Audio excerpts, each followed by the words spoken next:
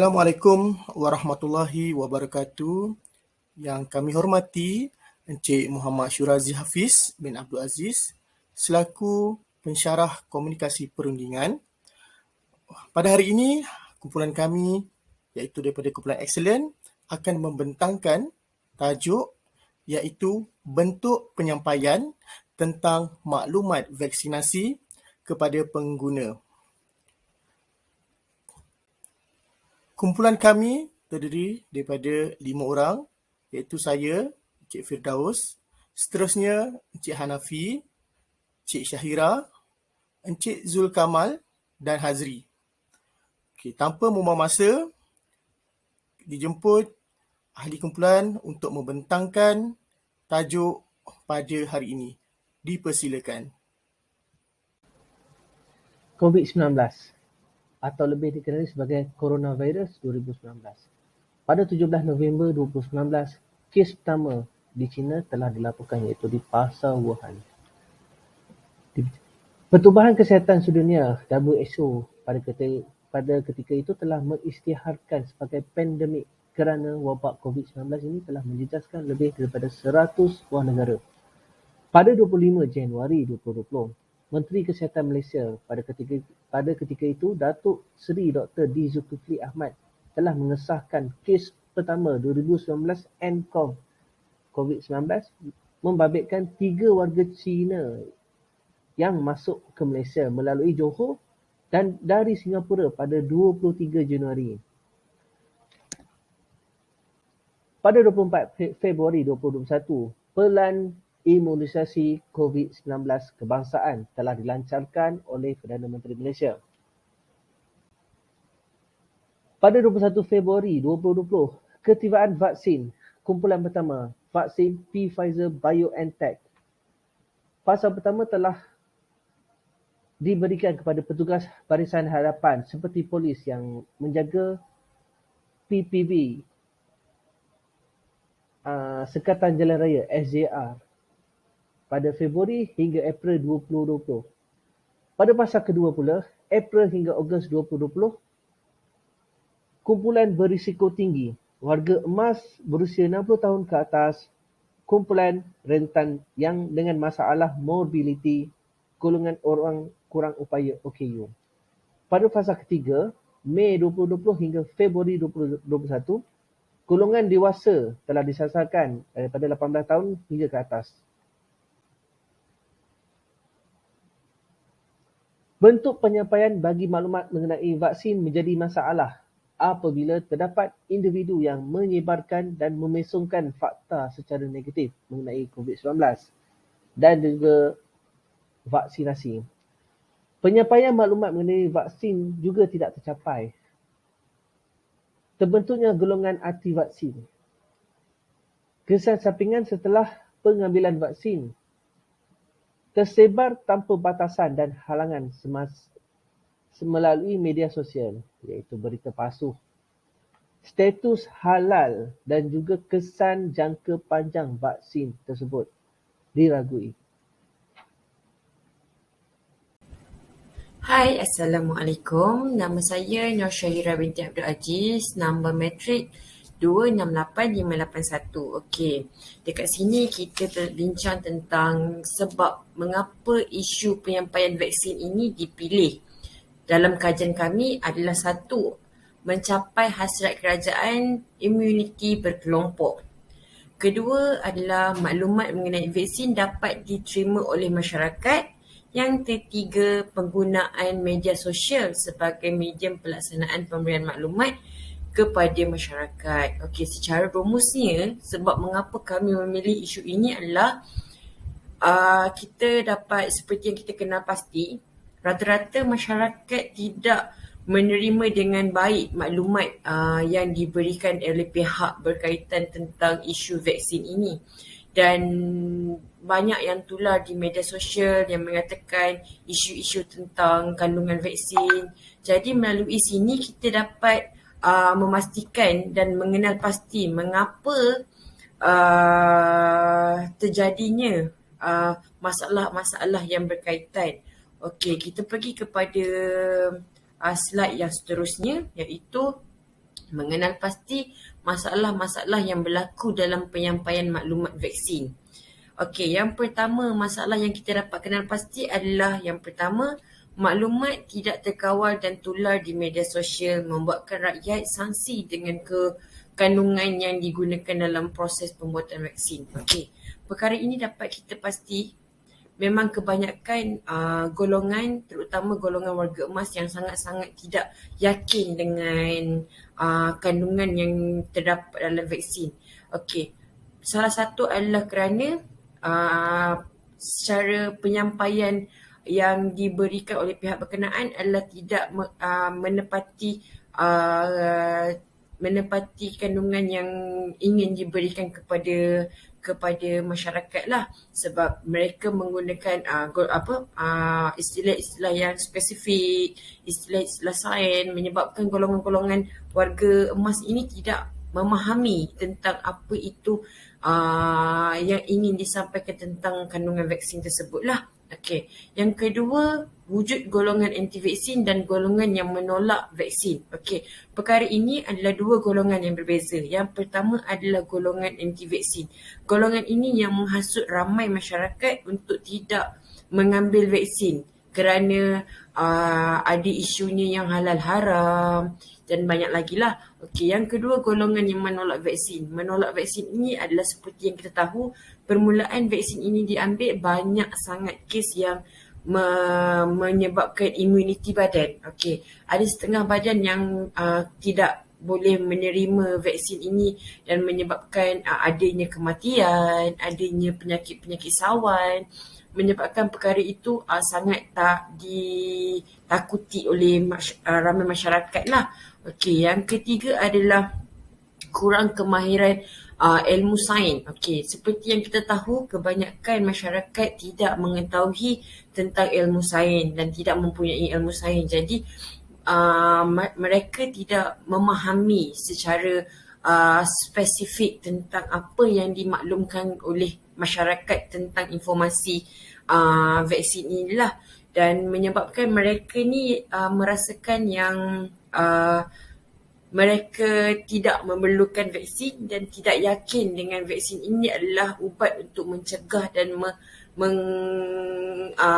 menghindari daripada terkenanya COVID-19 ini.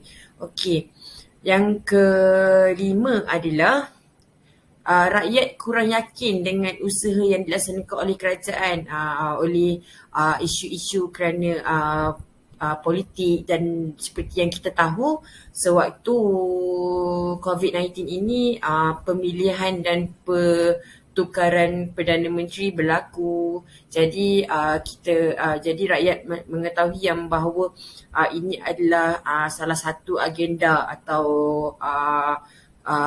salah satu perkara yang melibatkan kemelut politik lah, menyebabkan isu ini dibangkitkan. Okey, yang terakhir adalah timbul isu halal haram terhadap suntikan vaksin ini. Ada pihak yang menyatakan vaksin ini mempunyai kandungan daripada kandungan najis babi, ada yang digunakan untuk haiwan, dan ada juga untuk vaksin ini hanya sesuai untuk suntikan haiwan sahaja.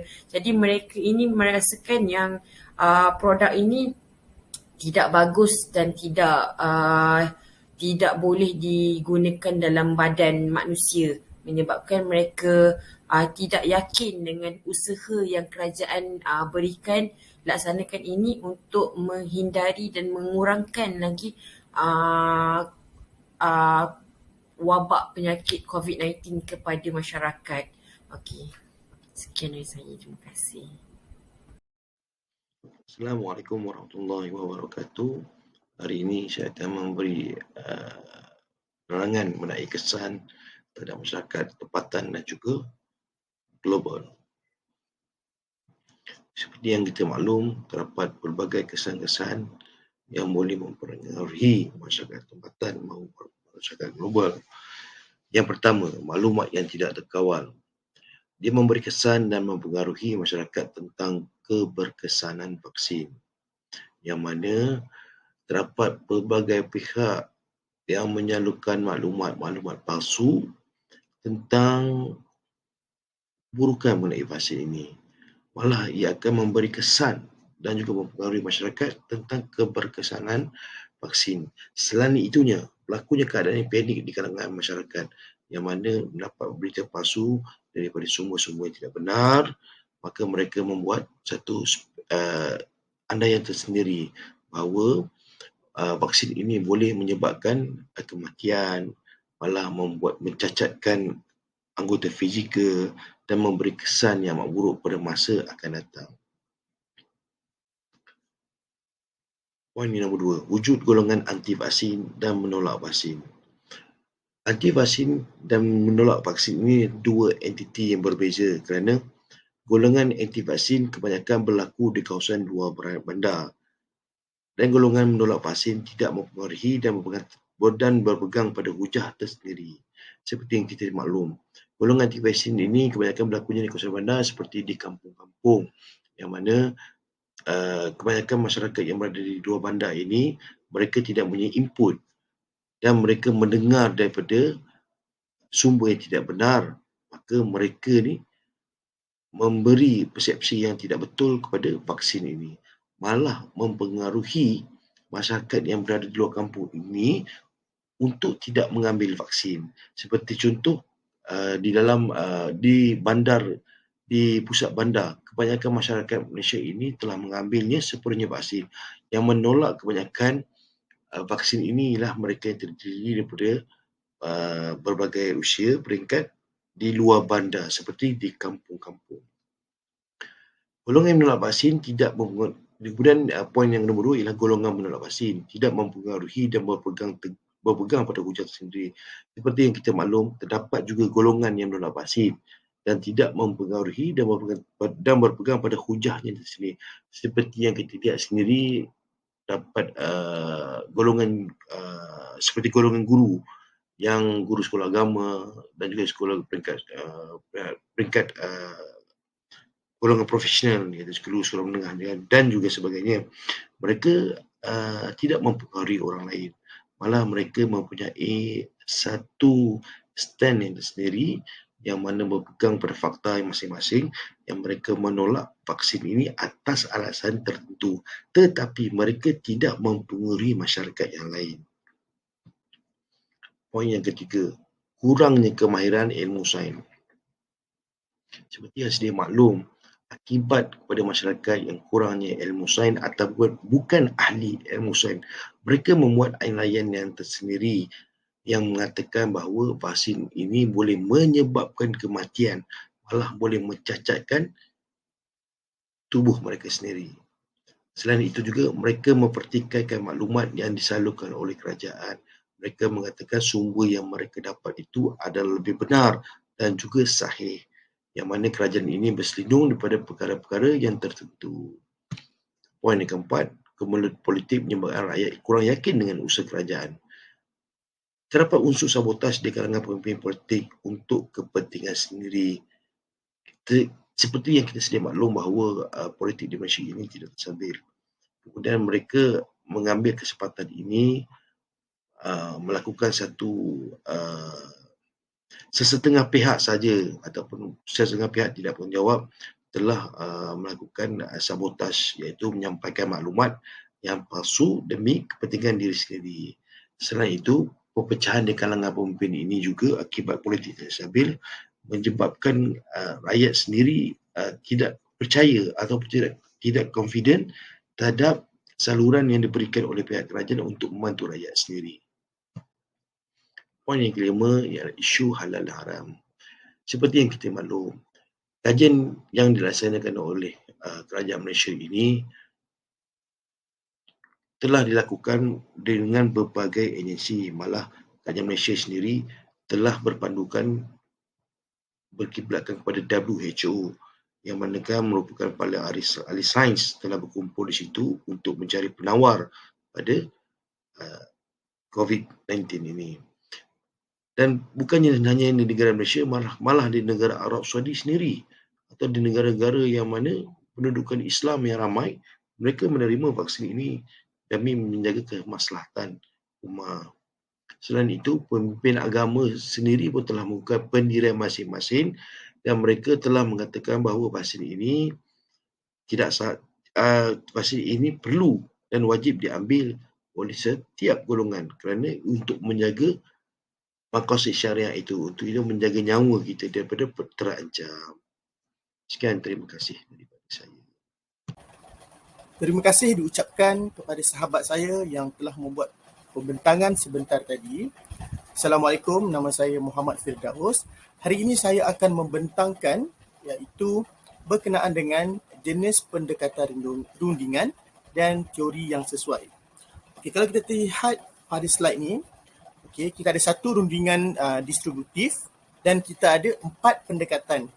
Okey, pendekatan yang pertama adalah pendekatan struktural, pendekatan kedua adalah pendekatan strategik, pendekatan ketiga adalah pendekatan pertukaran konsisi dan yang terakhir adalah pendekatan perlakuan. Okey, kita akan go through one by one. Kita akan mulakan dengan rundingan distributif. Okey, rundingan distributif adalah andaian yang boleh dibuat pada peringkat awalan sesuatu rundingan. Okey. Dalam menghadapi situasi yang berlaku dalam kalangan masyarakat mengenai vaksinasi ini, kerajaan perlu mengambil langkah proaktif bagi mencapai peratusan yang tinggi bagi masyarakat yang telah lengkap menerima vaksin. Ini kerana penerimaan vaksin telah mendapat banyak tentangan oleh sebahagian masyarakat. Jadi, kaedah rundingan distributif boleh dijalankan bagi mengatasi masalah dalam bentuk penyampaian vaksin kepada masyarakat. Ini kerana distributif merupakan andaian yang boleh dibuat pada peringkat awalan. Sebagai contohnya, pendekatan membuat andaian bahawa peranan pihak kerajaan bagi memastikan setiap maklumat yang disampaikan benar dan sahih kepada masyarakat. Namun, andaian ini boleh menjadi sebaliknya apabila wujud golongan anti-vaksin yang telah memutarbelitkan maklumat yang sepatutnya sampai kepada masyarakat, tetapi golongan ini telah menukar menjadikan sesuatu yang baik kepada sesuatu yang sebaliknya. Ini sebagai contohnya, vaksin telah banyak membantu masyarakat dalam menghentikan rantaian COVID-19. Tetapi golongan anti-vaksin mendakwa vaksin itu sebenarnya salah. Kandungan vaksin itu sebenarnya tidak benar. Jadi kaedah yang telah kita gunakan ini telah dimanipulasikan oleh golongan-golongan anti-vaksin ini. Okey, seterusnya kita ke pendekatan struktural. Okey, ia adalah memberikan fokus kepada ciri dan struktur rundingan. Okey, pendekatan ini boleh diguna pakai dalam memastikan sesuatu rundingan yang dibuat berjaya. Rundingan ini di antara pihak kerajaan dan golongan anti-vaksin sebagai contohnya. Ini kerana menurut sarjana, pendekatan ini lebih memberikan fokus kepada ciri dan struktur. Okey. Rundingan disebabkan oleh masalah pihak yang tidak bertanggungjawab yang telah menyampaikan berita palsu dan tidak benar mengenai vaksin kepada masyarakat. Perkara ini perlu diatasi dengan baik oleh pihak kerajaan dalam menyampaikan vaksin ini, maklumat mengenai vaksin dengan lebih terperinci dan khusus.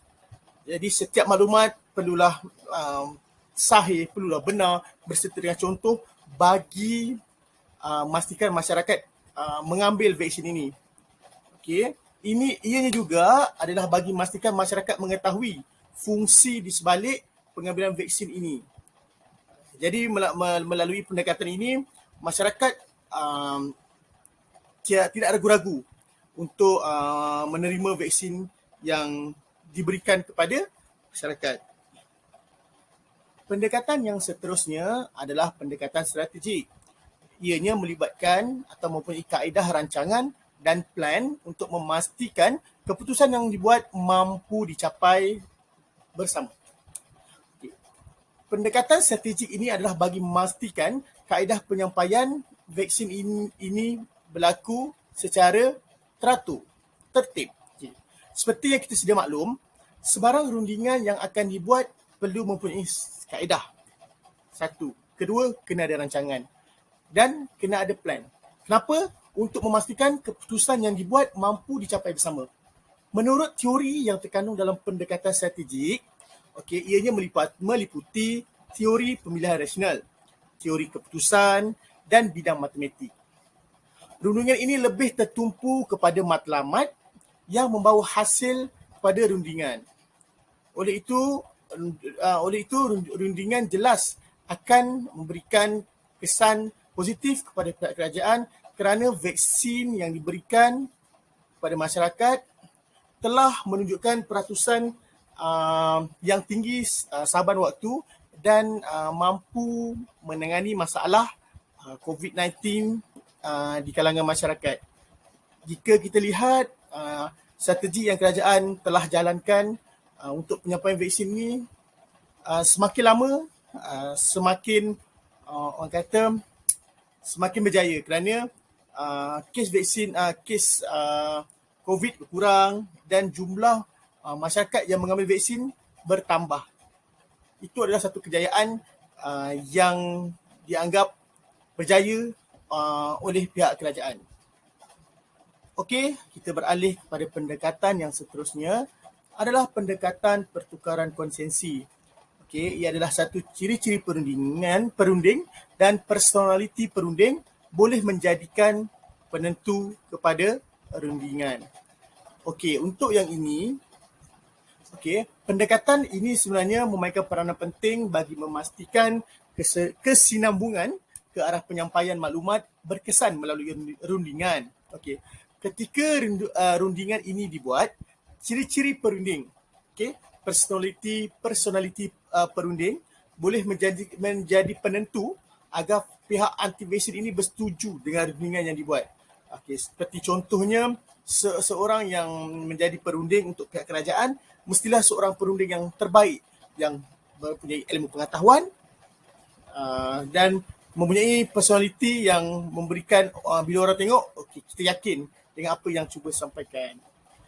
Ini disebabkan oleh kita risau, golongan ini kurang merasa yakin dengan penyampaian seseorang yang tidak mempunyai personality yang baik berbanding dengan seseorang yang mempunyai ciri-ciri dan personality yang baik untuk menyampaikan serta memberikan hujah-hujah yang bernas kepada golongan yang anti vaksin atau yang lain lah.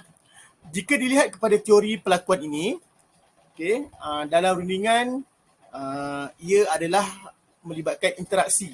Interaksi antara perunding, bagaimana perunding boleh memberi keyakinan untuk pihak lawan atau pihak yang sebaliknya bersetuju dengan keputusan yang dilaksanakan dan meyakinkan pengetahuan mengenai vaksin yang telah diputarbelikkan itu adalah sesuatu yang tidak benar, sesuatu yang salah dan tidak boleh diguna pakai. Okey, manakala rundingan yang terakhir adalah pendekatan pertukaran konsensi. Sebagai seorang perunding yang diberikan amanah bagi menjalankan rundingan mengenai keberkesanan vaksin pada pengguna, pendekatan pertukaran konsensi juga merupakan pendekatan yang boleh diberi penekanan. Jika kita lihat pada teori Zanman pada tahun 1978 adalah mengenai proses pembelajaran dan tindakan yang perlu diambil terhadap masalah yang berlaku. Oleh demikian, masalah yang berlaku daripada bentuk penyampaian vaksin ini tidak boleh berlaku sebenarnya. Ini kerana terlalu banyak usaha yang telah dilakukan oleh kerajaan. Terlalu banyak, khususnya melalui KKM kita lihat berapa banyak KKM keluarkan poster, berapa banyak SOP yang dikeluarkan. Namun bagaimana segelintir masyarakat yang saya katakan berhaluan kiri ini telah merosakkan maklumat yang disampaikan oleh pihak kerajaan. Sedangkan maklumat yang disampaikan pada masyarakat adalah maklumat yang sangat berguna dan ianya boleh membantu diri kita sendiri daripada terus disakiti, terus sakit di sebalik COVID-19 ini yang boleh membawa maut kepada kita. Ini telah dibuktikan melalui pelbagai kes dan peningkatan kes kematian. Oleh itu, sampai di sini saja pembentangan saya mengenai jenis pendekatan rundingan dan teori yang bersesuaian. Saya serahkan kepada sahabat saya yang seterusnya untuk membentangkan berkenaan dengan slideshow seterusnya. Sekian, wabillahi taufiq wa hidayah. Assalamualaikum warahmatullahi wabarakatuh. Okay, Assalamualaikum. Nama saya Muhammad Hanafi bin Abdul Latif. Nombor metrik 288452. Okay, kita sampai kepada cadangan perundingan strategik dan teknik mengatasi masalah melalui isu yang dipilih. Isu melibatkan penyampaian vaksin kepada masyarakat. Okay, seperti yang kita tahu, penyampaian vaksin pada mulanya pada peringkat awal ditolak oleh rakyat. Jadi kebanyakannya bimbang dengan kesan pada vaksin. Tapi dengan strategi perundingan yang berkesan, mungkin dapat mengatasi masalah ni. Okey. Strategi pertama yang sesuai digunakan, Kementerian Kesihatan menggunakan strategi perundingan integratif berdepan dengan masyarakat. Strategi rundingan integratif merupakan satu proses rundingan bertujuan mencari penyelesaian yang terbaik memenuhi matlamat kerajaan dan masyarakat dalam isu kesedaran terhadap penerimaan vaksin, bertindak tegas dan melaksanakan satu proses rundingan dalam sama bersifat terbuka dan fleksibel dalam menerima pandangan dan juga kritikan daripada dalam menyelesaikan isu ini. Dia macam ni. Dalam menggunakan strategi rundingan integratif ni, kerajaan juga perlu dalam proses rundingan dan untuk mencapai matlamat, kerajaan juga perlu mempunyai langkah fleksibel dalam menerima pandangan dan kritikan, sebab bukan semua orang dapat terima vaksin dengan mudah. Lagipun vaksin pula yang dicipta untuk COVID-19 ni tersedia dalam waktu yang terlalu singkat. Kita pun tak tahu kesan sampingan dan kemudaratan yang akan jadi kalau menerima vaksin tersebut. Tujuan rundingan integratif ni dipilih membolehkan kedua-dua pihak mencapai objektif masing-masing, walaupun konflik mungkin akan berlaku konflik perbalahan antara masyarakat dan kerajaan, tapi matlamat kedua-dua pihak dan matlamat kerajaan untuk memenuhi vaksinasi negara secara lengkap tu tercapai. Okey, seterusnya, kerajaan juga boleh menggunakan dua teknik ganti rugi dan teknik soal selidik. Melaksanakan teknik ganti rugi dengan memberikan jaminan yang baik kepada masyarakat jika sesuatu perkara negatif berlaku kepada siapa yang menerima vaksin, kerajaan akan bertanggungjawab penuh kepada mereka. Teknik ganti rugi ni jelas telah dilaksanakan oleh kerajaan dengan memberikan jaminan pampasan RM500,000 kepada penerima vaksin yang mendapat kecacatan kekal ataupun alahan yang serius dan memudaratkan jika menerima vaksin tersebut. Itu satu langkah yang dikirakan perlu dan bijak. Kerajaan juga boleh jalankan teknik soal selidik bagi mengetahui dan mengenal pasti punca golongan anti vaksin berkeras tidak mahu mendapatkan vaksin. Kadang-kadang kita hanya mendengar kenapa golongan ni tak nak. Tapi kalau kita jalankan satu soal selidik bersasar di seluruh negara, jadi kita akan dapat maklum balas yang baik daripada pihak golongan-golongan tertentu yang menolak anti vaksin ni, sebab mereka menolak. Jadi dengan secara tak langsung mereka akan berfikir kerajaan juga mengambil inisiatif dan perhatian dan tanggungjawab pada mereka yang menolak vaksin ini. Jadi secara tak langsung kerajaan juga dapat menyelesaikan masalah ini melalui jawapan soal selidik yang diberikan.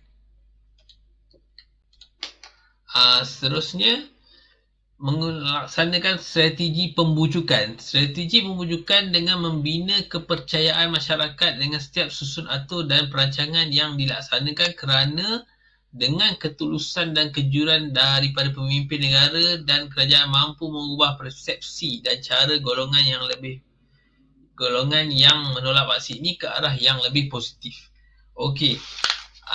Strategi pembujukan ni lebih kepada kita membina kepercayaan rakyat.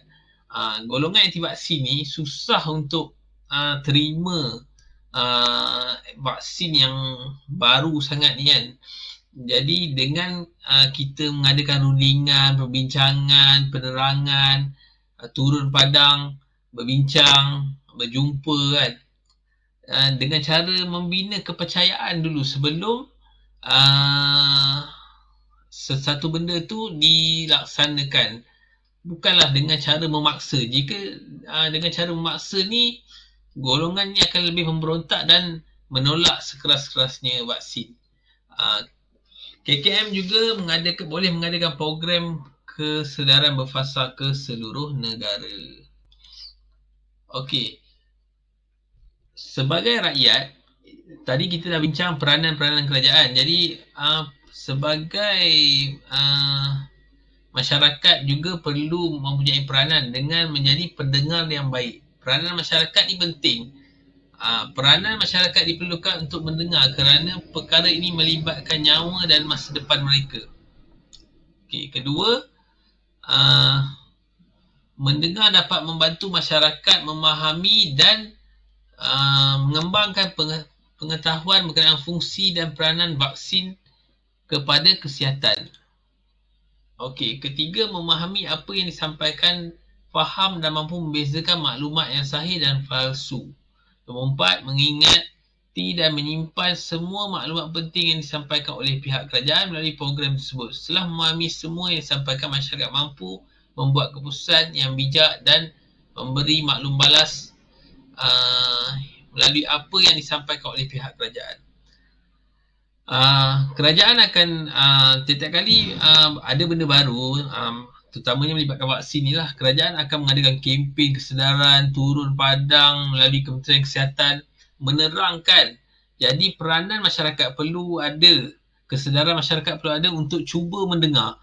Okey, bila kesedaran untuk mendengar tu ada, jadi rakyat boleh menilai daripada memilih, memberi perhatian, memahami, mengingati dan memberi maklum balas. Bila dah semua step tu diikuti dengan betul, jadi di akhirnya rakyat akan dapat menilai sejauh mana keberkesanan dan kepentingan vaksin tu kepada individu dan keluarga. Okey, seterusnya, strategi yang terakhir. Strategi perundingan yang responsif perlu dilaksanakan kedua-dua pihak, antara pihak kerajaan dan pembangkang bagi mendapatkan kata sepakat mengenai isu vaksin.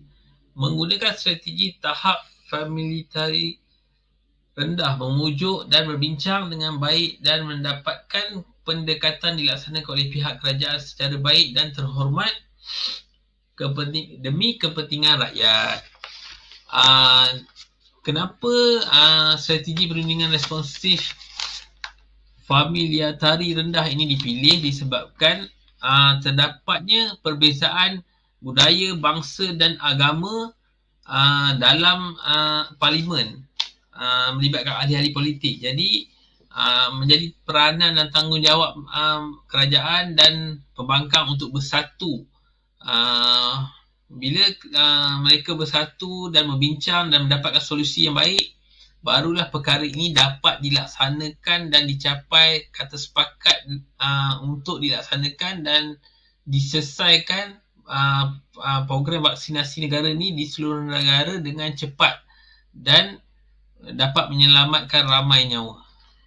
Okey, seterusnya, kesimpulan. Strategik dan teknik perundingan yang diimplementasikan dengan baik dan teratur antara pihak kerajaan dan masyarakat memberikan impak yang positif kepada semua pihak, menjadikan matlamat dan penyampaian program vaksinasi negara mencapai apa yang disasarkan mengikut garis masa yang ditetapkan.